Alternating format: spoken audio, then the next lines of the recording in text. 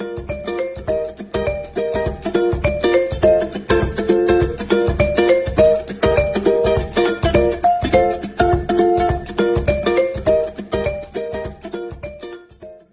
everyone, it's Renee with Delaney Jane Cards. Welcome back to my channel. Today we're going to do things just a little bit backwards. I'm going to make the background first. I know, I do the editing. I could have done the background second, but this is how I made the card. I used the Scrap Perfect embossing bag there. I think it's called the Strap and Tap. I'll link it below. I've been using that for a few months now, and I get the best embossing with it. And here I'm going to emboss this stencil from Simon Hurley Create, and it is called the Lou, and it's supposed to look like tiles, and that's exactly what I used it for. And I stuck it down with some pixie spray, and then I used my my Versamark ink pad, and I smushed it right over the stencil, and put some Love from Lizzie pearl embossing powder on here. And I did have to do 2 coats because I had a lot of ink on this panel and I wanted to make sure that it was nicely coated. Now back to that embossing bag. It works really, really well. I have never had such great results as I have since I started using that. So, I mean, I have all of the embossing things in my craft room, but I reach for that one the most. So this little image is from Digis, and it is called Doughnuts and Sprinkles. It's these adorable little mice, and they are stealing, eating, borrowing, taste testing. We'll go with taste testing some donuts. I mean, and they're like the perfect size donuts for mice, right? They're clearly not human-sized donuts because these would be really big mice. So I print that out on some 80-pound Nina, and then I cut it out using my silhouette. I have been loving being able to resize digital images and cut them out with that program. I think the Silhouette software is free for anybody. I use it for my Silhouette, but you know, you can do with it, I don't know, look it up. For this little mouse, okay, so you've seen me use the W5, and this is the W3, and I am adding shading. He's not going to be a gray mouse, and I'm also only going to show you one of the mice. The other mouse is colored with the exact same color combination. I'm actually going to layer some browns or some ivories over top here. I'm going to put in the darkest ivory, which is not a very dark color at all. The E43 is not a dark color. I'm going to layer that right over the W5, and then here's the E41. I'm going to blend the E43 out. This gives me a nice shadow with this kind of creamy brown color, and I just thought it really looked like a mouse. Digis does have like pre-colored images, I think. I will have the black and white linked below so you can check it out. But this card is actually featured on the Die Cut Divas blog for the end of April, because the Die Cut Divas have a challenge every month. As long as you're using a die cut machine of some sort, you can enter. And this time, this theme was all about animals, so the mice. But I do use some other die cuts, some dies, through my regular traditional die cut machine as well. But I just colored this up. I added the R00 to kind of pinken the cheeks and the bellies and stuff up. And then I went on to color the donuts. And I used this E17. This is a newer marker in my collection.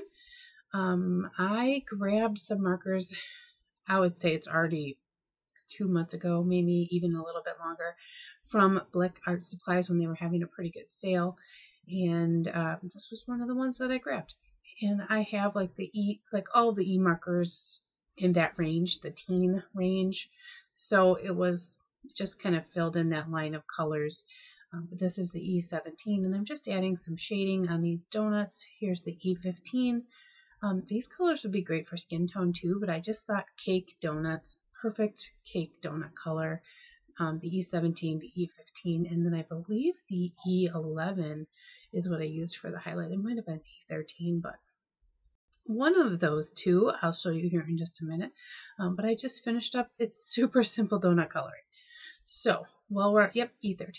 While we're on the coloring topic, I will tell you that I have talked about this many times, but when I am in my craft room, I craft with my crafting friends. This card, I was making this in my craft room while I was chatting with my friend Marie. She has a blog. It's called Another Card Making Blog. I'll have that linked below too. She actually is the one that took the time out of her day to show me how to use my silhouette, which had been collecting dust. But I actually asked her for some help with my color combinations because I wasn't sure what color I should frost the donuts. Now, if I was to stop it right now, what color would you frost the donuts? I'm doing the cake stand blue because I did that background in blue, which is going to be like tile wall. But what color would you put on the donuts? For the blue colors here, anytime you see a chow marker come out of my Copics, those would be like the first Copics I ever owned. They work just like the regular sketch markers. I even have some of the like traditional original Copic markers because they have all the same ink in them. It's about the nib. In between the sketch and the chow, it's just about the barrel and how much like ink can fit in them. For the glass, see, I'm still discussing with her what I should be coloring these donuts. I did add a little bit of shading with some really light blue colors just to add a little bit of color to this. I wanted it to kind of stand out. You weren't going to be able to see the background through here. I probably could figure out how to have colored that or cut it out maybe. I don't know. Anyway, spoiler alert, we're using pink on these donuts. And I picked the R80 family because if you've been around a little while, you know that I get inspiration from my friends. I was just telling you, I asked Marie what I should color the donuts. And this color combination came to mind because my friend Beth told me a while ago that this was her absolute favorite pink combination. And I actually had to, when I picked up the E17, I believe I picked up the R83 and R85 to complete this little run in colors so that I could test out her favorite pink combination. And I'm going to tell you, it's the perfect pink frosting combination for a donut. Put a donut in front of me with this pink frosting on it, and I am sorry, but it is gone. It is already gone before you set it down. I ate it, and I did not feel guilty. So I'm coloring these donuts, or the frosting anyway, with this pink combination. And there's like these bits and pieces of donuts down at the bottom. And this other little mouse, he must be a little greedy because he is reaching for more. And I mean, his little rounded tummied friend is over there feeling all sassy because he had eaten all the donuts, but there's still pieces on the ground. No, that little mouse, he needs to sit down and eat his friend's leftovers. That is not okay. I would make my kid sit in the naughty corner if he wanted to eat more donuts when there were still donuts available. So that's how I feel about these little mice. Side note, these mice are stinking adorable. I think, well, my kids are cute too, but I'm not sure I would yell at them if they ate all the donuts. I might be like, would you also like cake? Because I could make you one. They're so cute. And I think they're just soft and adorable looking. Like I would squeeze them. Anyway, so that is basically the coloring for my whole image. I colored the frosting and the cake stand so that they would coordinate with my card. And I gave these mice that really cute brownish gray. So here I trimmed up a piece of tonic silver, like frosted silver cardstock. And this wood veneer paper is actually sticky on the back. I had trimmed off two pieces, one of this darker one of the lighter one. And I have some dies in my collection.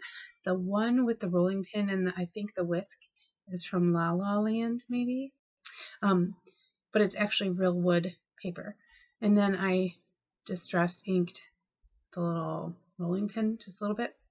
So this darker wood is going to be my countertop. I have faux wood countertops in my kitchen, so that's where I got that idea. And then I couldn't think of a sentiment, so I pulled out this old Made It set, and it was called Don't Worry, and I was like, it is absolutely perfect. So I thought I could make like a sign for the wall that says, "Don't worry, I am here for you," I think it says.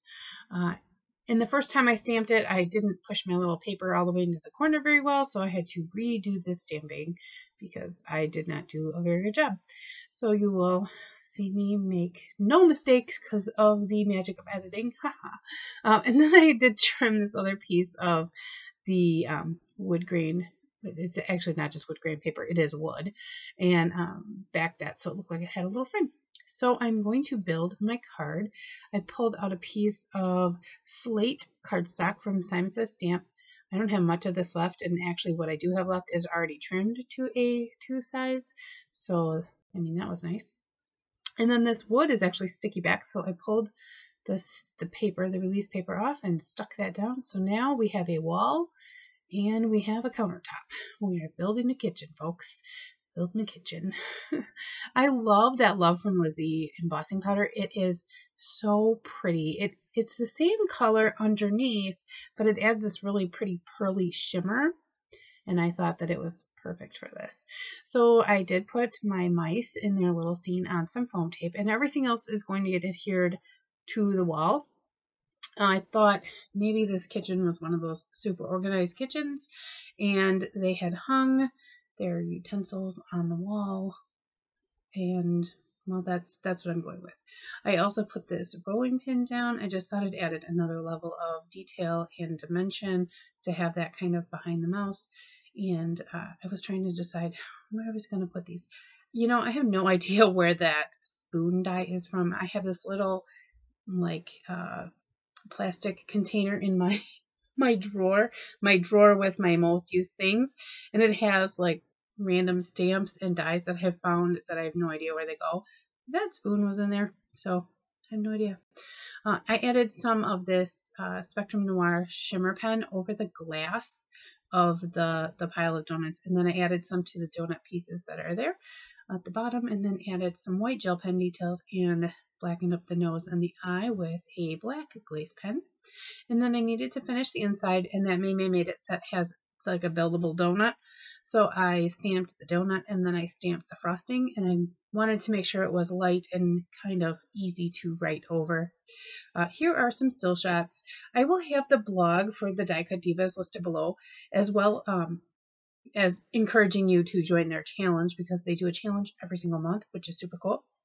But here, I'd love to know, do you use digital images, and do you like them? So let me know in the comments below. I'd love it if you would subscribe and comment and ring that little bell and give cards generously. Bye!